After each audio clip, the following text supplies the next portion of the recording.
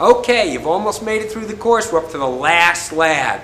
And lab is going to take everything you've learned, all the rocks, the minerals, the fossils, the plate tectonics. We're going to stick it all together and make one last lab out of this. And this one is, lucky enough to have it in a dynamic Earth display here at the Newark Museum. And so you get to come in here and see some nice things, answer a couple of questions, and you're out of here.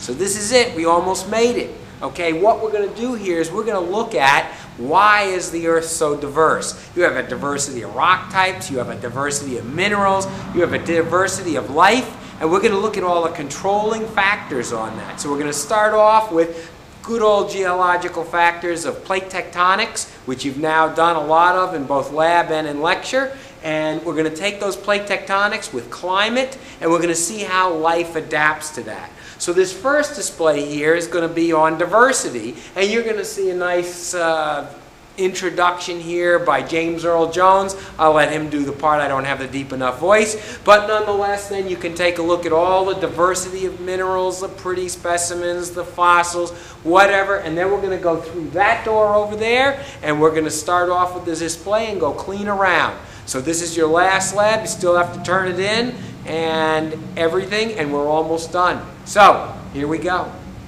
Okay, so we see that there's a big diversity on the planet. We saw all the rocks and minerals and the fossils and all the life. Now what we're going to do is we're going to look at the processes that make that diversity. And what we're going to start off with is the forces that change the Earth. The same type of forces that made this rock fold that's behind me, we're going to now look at all those forces and how they might change and add to that diversity. On this side we can see a display that starts us off where we had Africa and New Jersey were right together. Okay, so basically if you took a drive down the New Jersey Turnpike about 250 million years ago, you'd see all your regular exits, but then you'd see some exit from Morocco and things like that. So these two continents were right together, and we can tell that because the rocks are the same, the fossils are the same, and everything's the same, and then with time it split apart. And that splitting apart was the opening of the Atlantic Ocean, and so we had a changing of the rocks, of the positions, of the climates, and ultimately of the life on the two continents as these two things split apart.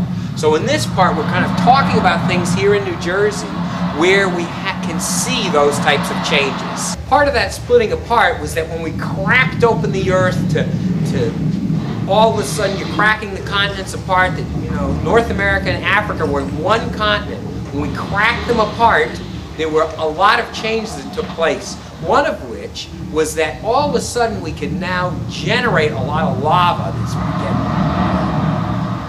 Rocks, mantle rocks from deep under the earth, generated lava. And as we cracked it apart, these volcanoes opened up, and you got some of these features that we get back here. These are what are called columnar joints. You saw those on your field trip. These are basically what you can see out in West Orange in that area from the first Watchung. So the Watchungs are actually columnar basalts. If we want to see what the structure of that planet was, those plate structure like you've done in lecture, you can take a look down inside of one of these holes, and these are like big drill holes where you're going down into the planet. Okay, so we're going down through the crust and getting all the way down into the mantle. Okay, and then that we can see how plates float on top of the mantle, on top of this asthenosphere, and then they can move around. Okay, and so that is the general basic idea behind how plate tectonics works. Okay, that moving of continents is shown well here. What kind of evidence do we need to be able to reconstruct how continents were? They're not that way anymore. So we have to look at all of the contributing pieces of evidence to figure out where the continents were. Okay, we can look at fossils, and we can look at different rock types, and we can look at how changes took place and how all of these things went together to figure out that geologic environment.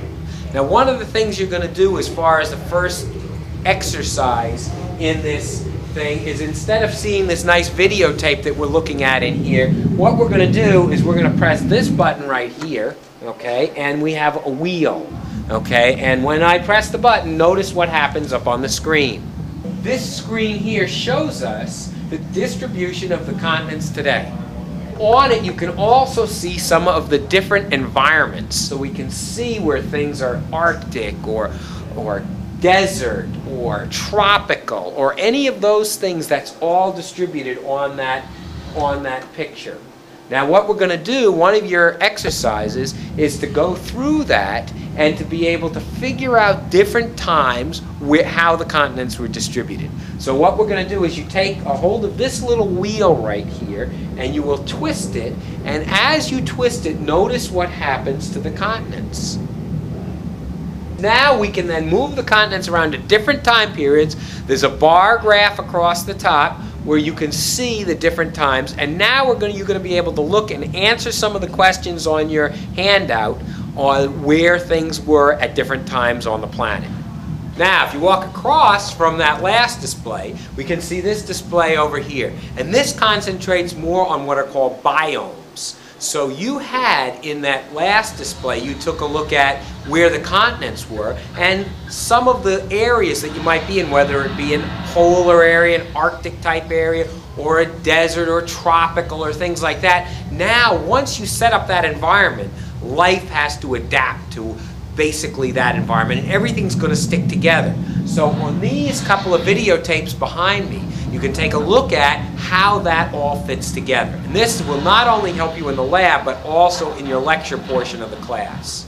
We now looked at how the Earth was set up, how the plates moved, and we had the different climates. We also learned a little bit about biomes. Now we're going to see some examples of biomes where we can look at dioramas where you have different sets of animals, different sets of geology, different sets of life fit into that biome. Okay, so we're going to look at 3 distinct examples in here, and you're going to answer a couple of questions on how things tend to knit together and really fit together in different environments. The first thing we're going to do is look at an Africa, a savanna environment, and you can take a look and see how everything, the colors and the types of animals, all seem to come together and why they would adapt to fit that mode. Okay, and so this is our savanna environment. Our second environment will be one from the Arctic. So above my head in here, we could see a polar bear and a seal, and again you can start thinking about all of why these things adapted the features that they did in order to best fit this environment. So that's our second environment, our second biome. Our third environment or biome would be here in the tropical rainforest. And again, you can see how the life has adapted to best fit what that tropical rainforest is about. How did all these changes take place? Obviously a lot of things have had to change to fit in those environments. And the big person who first started this stuff was called Charles Darwin. And some of his basic ideas, natural selection, survival of the fittest, all are illustrated in this area. And so we have a videotape you should take a look at, and a couple of rules and things like that. And even for those people who can't put down those video games for a minute, here's a video game for you. Okay, now let's take what we learned before and apply it to someplace nearby. We're now here in New Jersey, and this is New Jersey Highlands, where we've taken a whole bunch of stuff from maybe 20 square miles and shoved it down to a single room. So now you're going to see things that you'd have to drive long distances and do a lot of hiking to get to. All right? And first thing we're going to look at is we have a cave, and you can see there's a cave entrance over here. But what we'll look at is the rock on the outside of this cave. What kind of rock do you make caves in? Remember, karst topography. Karst topography forms in rocks that had to have started out with a high concentration of calcite. Okay, and what we have is a sedimentary version, and this is limestone. There's a lot of limestone up in the highlands. The limestone there is mostly Cambrian age, however, even some younger versions as well.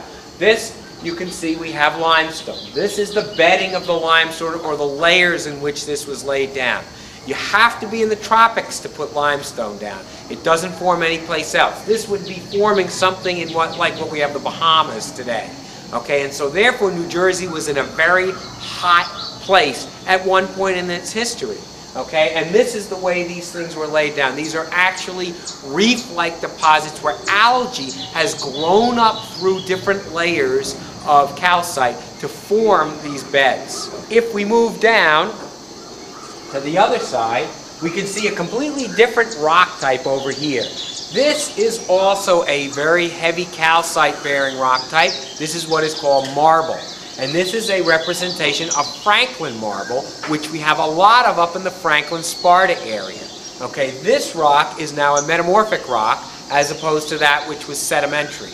Now these, in this case, we probably started out with something like the limestone. However, it was heated and pressurized to great depths under the planet to be able to recrystallize these grains into very coarse grains. Okay, and so this rock is about 1 billion years old, as opposed to that which is maybe 500 million or less. How do we get those two rocks right next to each other?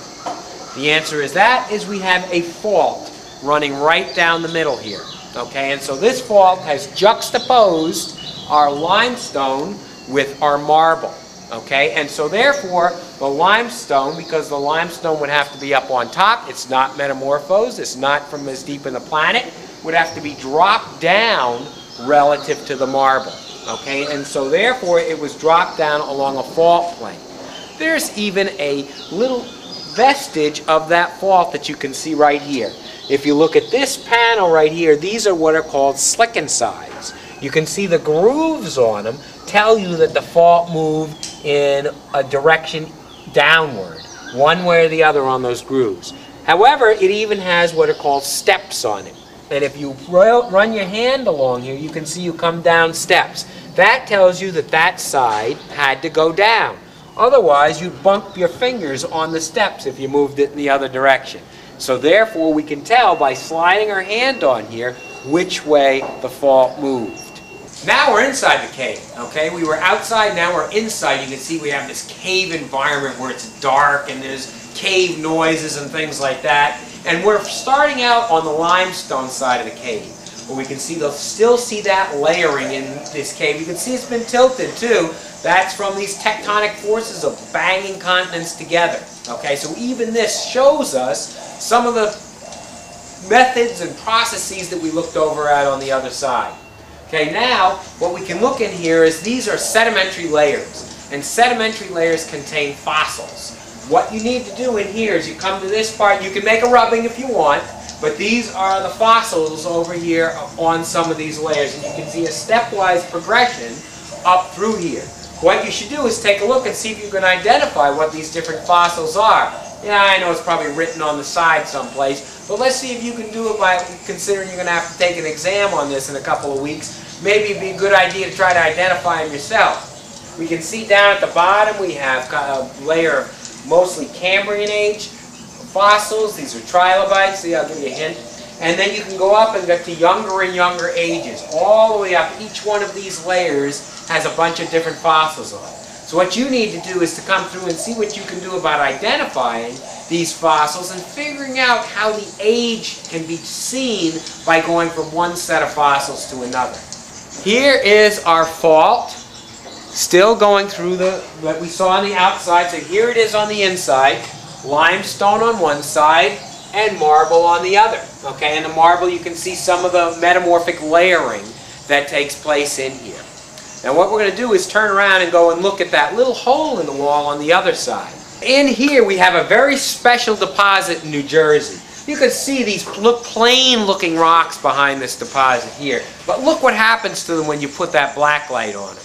These are what are called fluorescent rocks. And up in Franklin, New Jersey is the largest deposit of fluorescent rocks in the world. There's a couple other spots that are similar, two in fact, but nothing as big as Franklin. So New Jersey is world famous for its geology because of these rocks that glow under black lights. Okay, so this is a really impressive thing, and there's even an explanation for it on the side.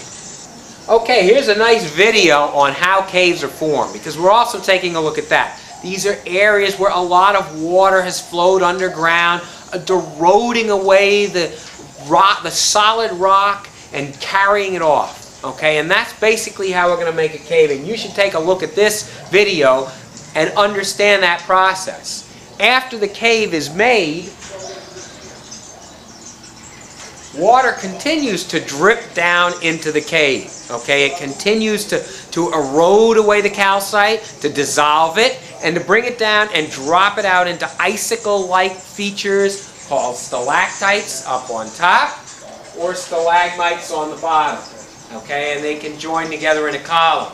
Some places the fluids come in and make other features, like cave flowers. Okay, and so therefore we can take a look at it and see how these caves are formed. Some other times these caves can actually collapse. It's a very important problem in western New Jersey where the tops of caves actually collapse into what are called sinkholes, and things can fall down into caves. Okay, houses can fall off their foundations or be destroyed by this process. And we can see if we look up above our heads, you can take a look and there is a skylight into a sinkhole. In addition to all these other areas that we saw before, you know, we had basically the tropics down here at a couple of times in our history.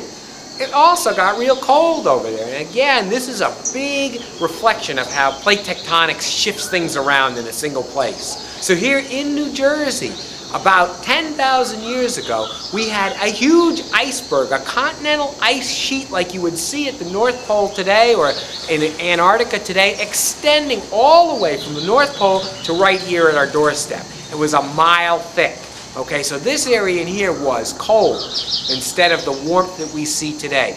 And therefore, you can see that this great shift that takes place in time with the shifting in the plates. Here in this display behind me, you can see one of the results of what happened during that ice age. Okay, in that time we had a lot of water flowing out in front of the glaciers, making these huge glacial lakes, hundreds of feet across, things like that. And we had animals that took advantage of those glacial lakes. One of those animals was a mastodon that used to go into swamps and eat and forage and things. And in this case, we had a case where a mastodon actually died in one of these swamps and was buried. Okay, and so here we can see some of the glacial type sediments that you might see and the mastodon right next to where we have a lake today. Okay, and so therefore we can have that old environment right next to a similar young environment. And therefore we have another change that can take place and then think about how these environments are shifting with time.